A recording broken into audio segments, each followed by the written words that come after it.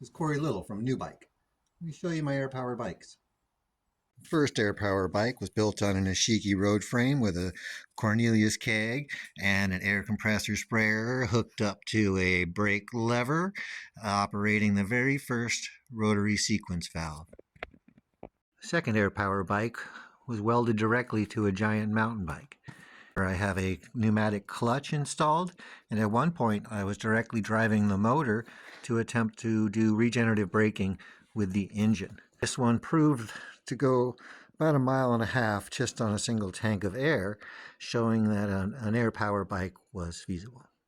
The third prototype was set up to test a bolt-on bracket system as well as a lubrication system to where the air enters into a filter, then a lubricator, and then after the exhaust comes out, it is recapturing that lubrication through another moisture trap to be recycled back into the system. It was equipped with 2 SCBA tanks and was capable of doing about 4 miles at 150 psi.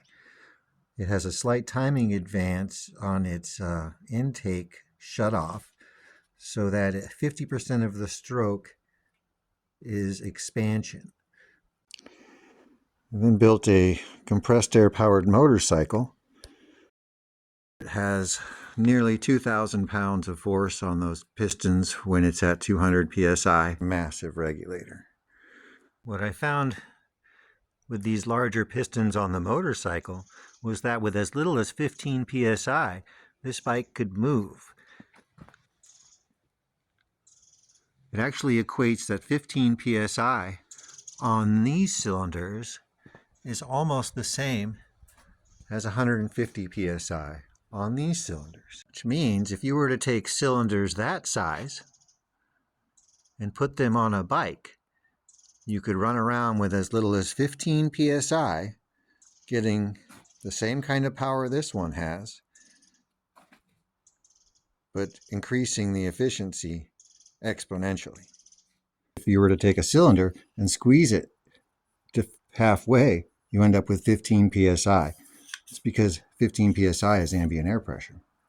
However, finding cylinders that big at the weight you want on a bike has not been possible.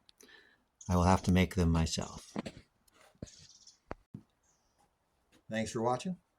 Be sure to like, follow, and share this with all your friends.